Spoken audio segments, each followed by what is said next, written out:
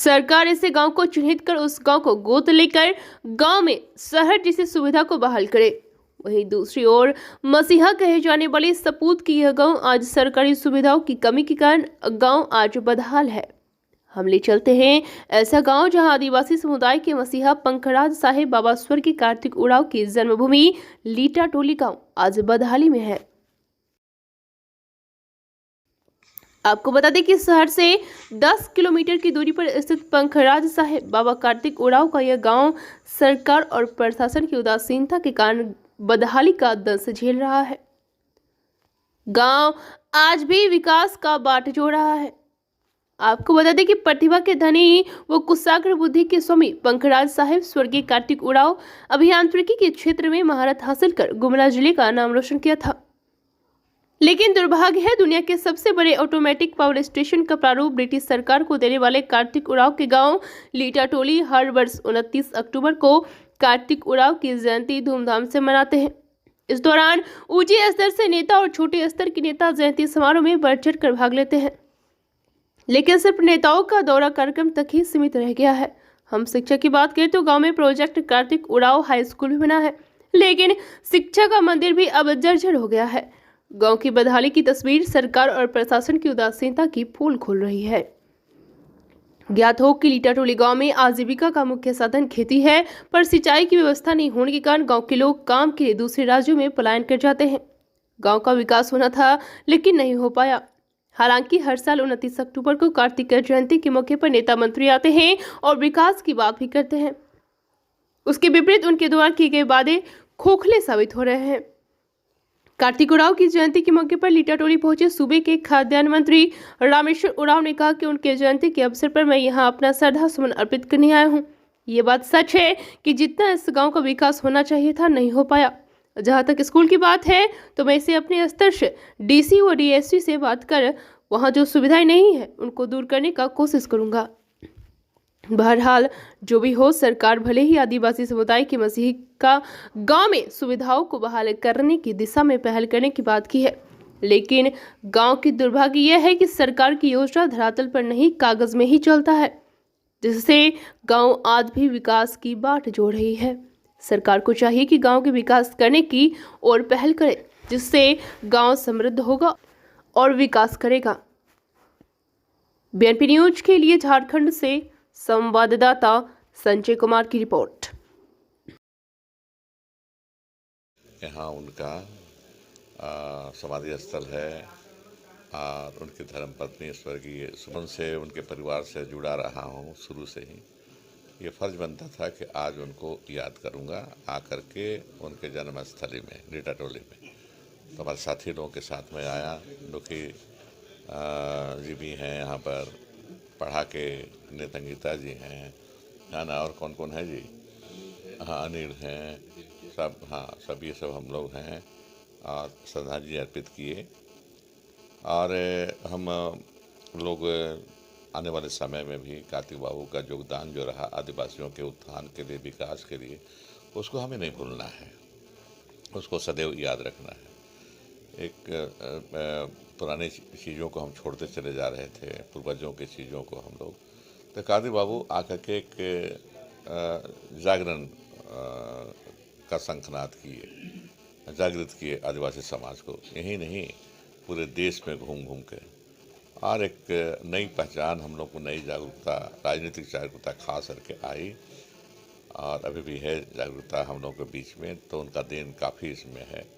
और उन्होंने अखिल भारतीय आदिवासी विकास परिषद का जो गठन किया, उसके बाद माध्यम से जगह जगह अन्य राज्यों में भी रोजगार के मामले में और शिक्षा के मामले में काम हो रहा है। उसको भी हम लोग को ध्यान रखना चाहिए। ये सारी चीज़ें हैं। तो आज के दिन यहाँ आए हैं, आज रुकेंगे गुमला में। कल सांस्कृतिक केंद्र यहाँ बना हुआ है, उसका उद्घाटन है। फिर परिसंपत्तियों का वितरण भी डीसी साहब ने अनुरोध किया है, तो उसमें भी हम शामिल रहेंगे। इस तरह से कल भी रहेंगे, शाम में फिर यहाँ से निकलेंगे। आप आए हुए लिटरेट कॉलेज में बताया लोगों ने, तो उसकी जो देखिए अभी स्कूल अलग अलग खुल गए हैं, अलग अलग प्राइवेट स्कूल भी चल रहे हैं, सरकारी स्कूल भी चल रहे हैं, और बढ़िया बढ़िया बिल्डिंग बना हुआ सब जगह। उसमें कोई दिक्कत नहीं है। इसको भी बचा कर रखना चाहिए। जहाँ हमारे पुरखे पढ़े हैं, ऐतिहासिक पुरुष पढ़े हैं, तो वैसे स्कूलों को बचा कर रखना चाहिए हमको। अभी भी लोग बच्चे पढ़ रहे हैं तो उनको तकलीफ़ नहीं हो, उनको एहसास नहीं हो कि स्कूल को ढील दिया सरकार ने, ऐसे भावना नहीं हो। तो डीसी से हम बात करेंगे, अभी डीईओ से भी बात करेंगे, फिर जाकर के लौट करके परसों दिन तो संडे हो जाता है, 1-2 तारीख को फिर हम शिक्षा सचिव से भी बात करेंगे कि इसको कैसे बनाया जाए, कैसे रखा जाए। तोड़ के नया बनाने की जरूरत नहीं है, उसकी मरम्मती कैसे किया जाए कि इसकी उपयोगी रहे बिल्डिंग, लड़के पढ़ें और फख्र करें कि यहाँ से कार्तिक बाबू जैसे शख्सियत पढ़े थे। तो ये हम करेंगे इस पर। और भी जो समस्या लोगों से बात कर रहे हैं, आंगनवाड़ी का भवन नहीं बना हुआ है, स्वास्थ्य उपकेंद्र यहाँ पर है, उसका बिल्डिंग नहीं बना हुआ है, इसके बारे में हमने संज्ञान लिया है और इस पर हम कार्रवाई कराएंगे। गांव देखिए, पहले तो एमपी लोगों को आदर्श गांव का दिया गया था। और मेरे ख्याल से यहाँ के जो एमपी हैं, तीसरा टर्म चल रहा है, उनको जरूर इसी गांव को गोद लेना चाहिए था, राजनीति से ऊपर उठ करके। कार्तिक उरांव जी का गांव था ये, इस गांव को गोद लेते तो शायद कुछ परिवर्तन होता है इसमें, है ना। मैं रहता अगर एमपी उस समय, जिस समय ये आदर्श गांव की रूपरेखा बनाई गई थी, मोदी जी ने बनाया था, तो इसी गांव को लेता मैं किसी पार्टी में रहता इस गांव को लेता। इसलिए नहीं कि मैं कांग्रेस में हूँ, कांग्रेस के वो के थे, इसलिए नहीं, किसी भी रहता है जहाँ ये फक्र की बात है यहाँ के एमपी एमएलए लोगों के लिए कि कार्तिक बाबू जैसे शख्सियत गुमला में हुए थे और रीटा टोली गांव में पैदा हुए थे। इस फक्र की बात है, तो उसको तो सजा कर रखना चाहिए, इसमें दो मत तो है नहीं। इसके पहले जब शुरुआत हुआ था बहुत भव्य रूप से होता था। आज से 10 साल पहले हम लोग इसको शुरुआत किए थे, भव्य रूप से होता था, सारे लोग आते थे, जितना मिनिस्टर से लेकर सारे जितना समाज सेवी लोग आते थे। लेकिन जब से कोरोना काल हुआ है, कोरोना काल 2 टाइम लगा, उस टाइप नहीं हो पाया। अब कुछ कोरोना काल के चलते भी इस तरह का नहीं हो पा रहा है, बहुत लोग में है, वहापों में है, अभी कोरोना चल रहा है जिसके चलते। लेकिन जितना लोग अभी आए हैं, श्रद्धा उनके प्रति है, सब लोग आ रहे हैं। कभी हमें भी बड़ी पीड़ा होती है, बड़ी ही दुख लगती है, क्योंकि उसी के समाज से हम भी बिलोंग करते हैं और उनके नाम से हर जगह अपने अपने हिसाब से सारे संस्थान चल रही है। इतनी बड़ी धरोहर और लोग उनको भूलते जा रहे हैं और प्रशासन का उदासीनता है कहेंगे इसमें। आज तो बहुत सारी चीज़ इसमें होना चाहिए, दिखना चाहिए, वो दिख नहीं रहा है। बड़ी दुर्भाग्य की बात है हमारे झारखंड बने आज 21 साल हो गए। अब हमारे यहाँ के लोग को ही यहाँ सम्मान नहीं मिल रहा है, तो दूसरा क्या सम्मान मिलेगा। क्या नाम भैया आपका? जगन्नाथ उरांव। कहाँ से है, क्या है? ये बगल में तेलगांव गांव पड़ता है, वहीं से हम एज समाज से। हाँ, ये कार्तिक बाबा हम लोग का समाज के प्रति, ये अपने नौकरी के छोड़कर इस समाज के प्रति में बलिदान, अपने जीवन को गंवा दिया। और अपने यहाँ बहुत विशाल यात्रा लगाया और हर जगह यात्रा सिमरा का, जिससे हम लोग का आदिवासी का यात्रा होता है, उस यात्रा सिमरा को लगाता था और अपने समाज के प्रति वो बहुत दौड़ता था और कि सुधर जाओ, समझ जाओ, आदिवासी सारे लोगों यानी धर्म में जागो, ऐसा शिक्षा देता था, बुद्धि देता था लोगों को।